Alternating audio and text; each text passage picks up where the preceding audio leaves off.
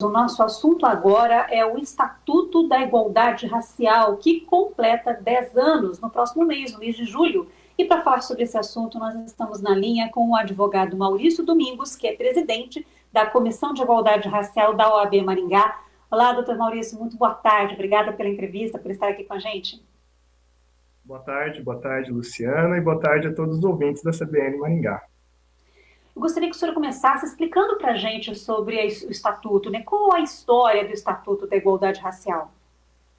Sim, o Estatuto é um marco legal muito importante que nós temos na nossa sociedade, né?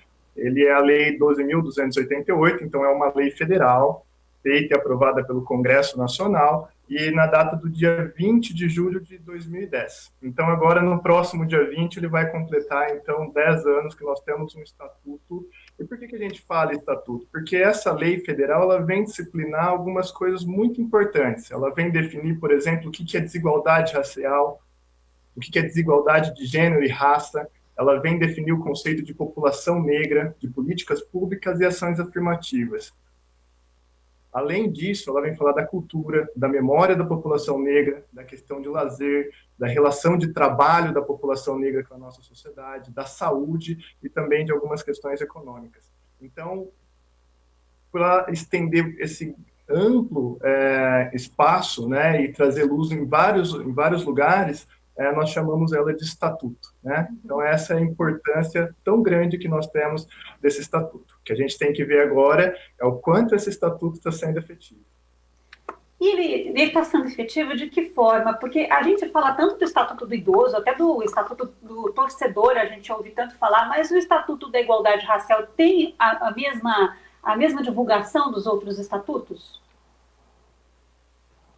Luciano, então, a luta é grande, né, para trazer eficácia para esse estatuto e cada vez mais diminuir a desigualdade racial que nós temos na nossa sociedade, né? A gente sempre fala dentro do direito aqui que a nossa luta é tensionar a justiça, tensionar a sociedade para colocar cada dia vez mais em prática o Estatuto da Igualdade Racial, né? Nós temos visto que ele trouxe, sim, algumas conquistas, por exemplo, algumas políticas afirmativas no campo de cotas raciais, né, que depois veio lei sobre cota racial, mas quem deu base a essas ações afirmativas foi esse Estatuto da Igualdade Racial e outras funções, como conselhos municipais, estaduais de igualdade racial, que são base também nessa normativa legal, né? Mas todos os dias a gente tem que continuar a fazer esse estatuto mais eficaz e mais eficiente.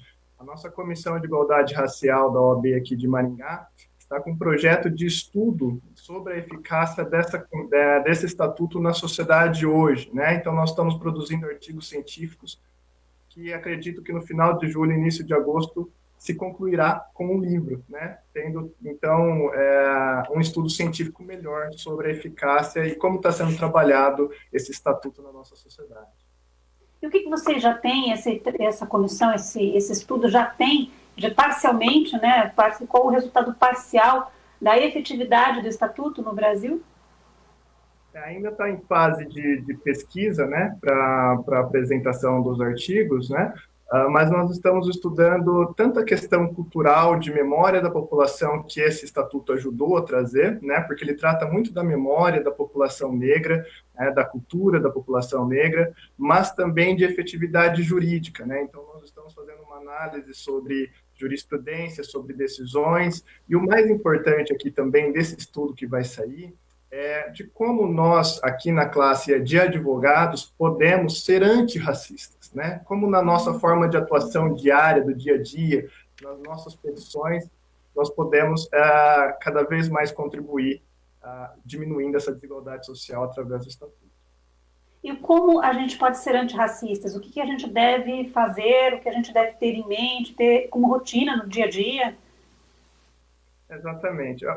Essa talvez é a grande pergunta que a gente faz até hoje, né? Muitas pessoas estão colocando que são antirracistas, mas é importante o discurso, é importante a representatividade, mas é importante também a gente sair do discurso para a prática, né?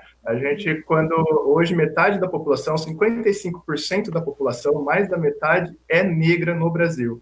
Tá? Então, não tem como a gente pensar numa sociedade brasileira desenvolvida se a gente não enfrentar o racismo.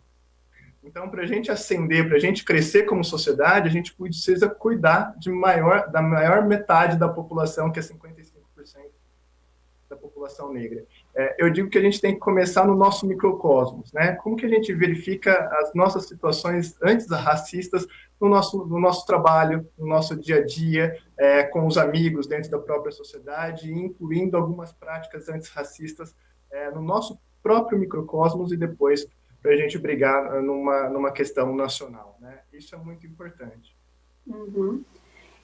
Existe a necessidade de se rever a legislação, por exemplo, a lei que trata do racismo e da injúria racial, né? De que forma essas leis são tratadas hoje no Brasil? O que precisa mudar?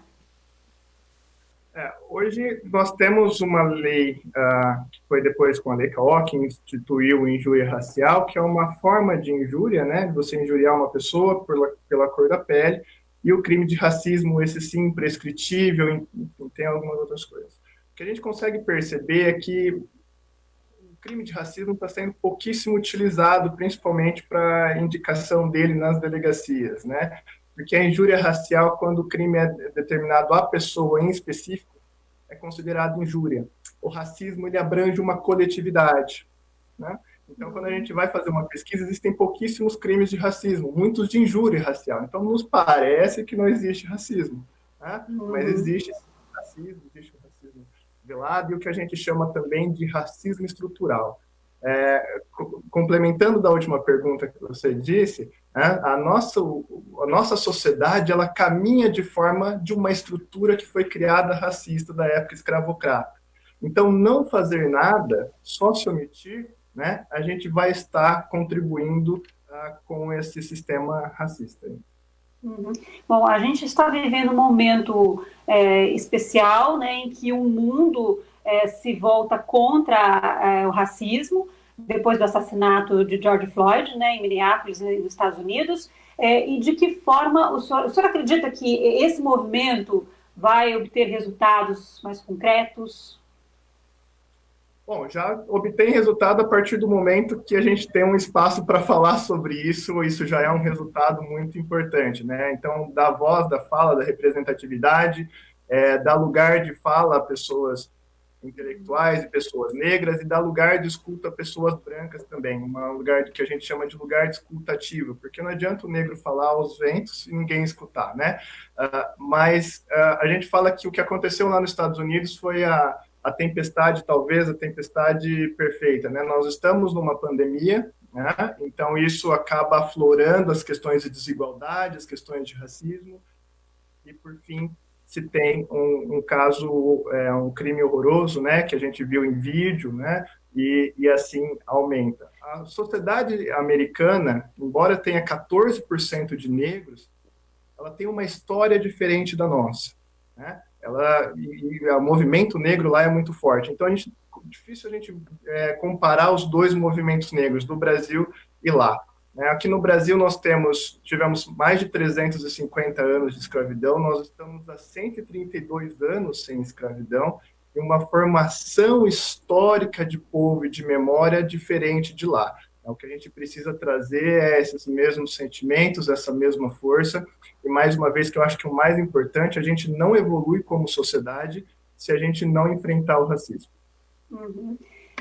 Doutor Maurício, na última vez que nós conversamos sobre racismo aqui na CBN Maringá, um ouvinte, ele trouxe o seguinte questionamento, né? E quando o racismo é contra brancos? E daí até fui pesquisar se existe isso, né? E existe um termo que não existe racismo invertido, é isso? O senhor pode explicar para a gente? É um bem engraçado, né? Que a gente fala, não existe o racismo inverso, né? Eu vi isso. Exatamente. Não existe o racismo inverso, né? A população, é só a gente verificar a questão histórica mesmo da produção da nossa sociedade, né? A gente vem de uma sociedade escravocrata, né? Os negros, os brancos que vieram para o Brasil através os italianos, os espanhóis, vieram com uma promessa de terra, né? A população negra, os meus antepassados vieram no porão de um navio acorrentados, né? Então, a gente tem toda uma sociedade que cria, né, essa base de racismo de diferença por raça, né? De diferença por raça. O que a gente vê, por exemplo, quando duas pessoas vão concorrer ao mesmo emprego, enfim, e acaba sofrendo a questão de racismo, sendo escolhida a pessoa que é loiro ou branco para se ficar ali na apresentação de uma empresa, né? E nós não temos preterido, então, as pessoas negras. Racismo de todas as formas estruturais, então a gente não consegue verificar essa questão do racismo invertido, né? O racismo, enfim, a raça foi criada pelo racismo para separar as pessoas e principalmente para fazer diferença pela cor da pele. Então não existe isso, né? Isso é algo que foi inventado aí ao longo do tempo para se justificar, talvez, né? Talvez na forma de justificar o próprio racismo, né? Não existe essa questão do racismo invertido. Uhum. E o racismo, ele é crime, né? O que diz a legislação em relação ao racismo? Nós temos a injúria racial, como você bem disse, né? E nós temos também o crime de racismo, que é previsto numa lei esparsa separada e também previsto na Constituição Federal. Tá? Então, o processo segue do racismo, se verifica. Importante da diferenciação entre injúria e o crime de racismo em si é que o racismo ele é para uma coletividade, né? Então, é quando eu atinjo uma coletividade de pessoas. Né?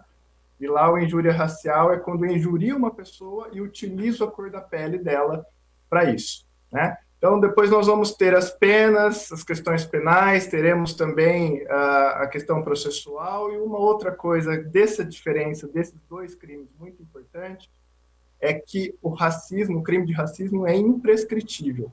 Tá? Então, o crime de racismo ele é imprescritível. O da injúria racial prescreve.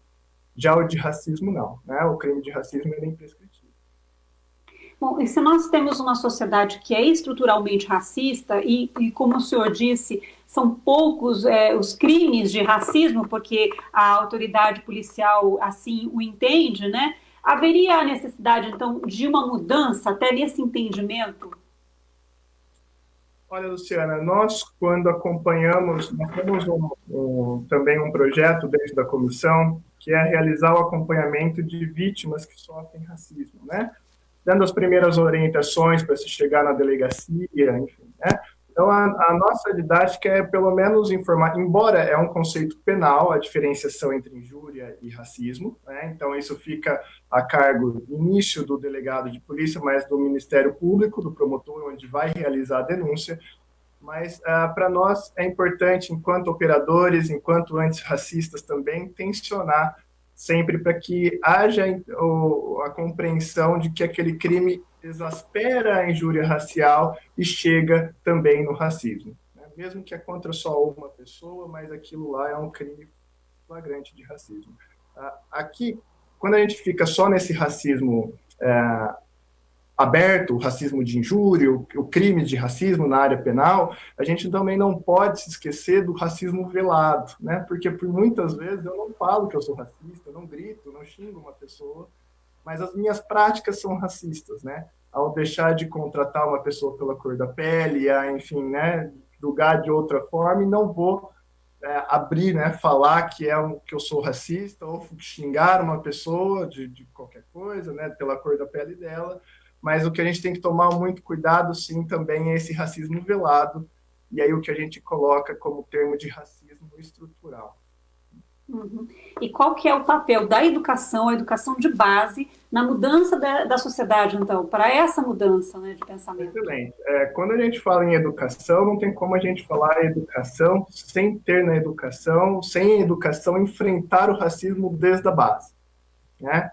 Então, é importante, muito importante, que a educação, a escola de base, venha com essa temática e aborde isso, enfrente isso, porque a gente precisa desmistificar, né, e formar as nossas gerações entendendo que elas têm que não reproduzir brincadeiras racistas não reproduzir racismos que estão dentro das nossas instituições, dentro das nossas estruturas, né? E principalmente o respeito.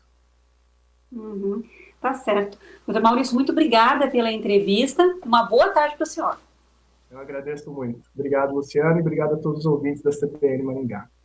Nós conversamos com o Maurício Domingos, ele é advogado, presidente da Comissão de Igualdade Racial da OAB Maringá, falou com a gente sobre o Estatuto da Igualdade Racial, que completa no mês que vem 10 anos. E essa entrevista você pode também rever na página da CBN Maringá no Facebook.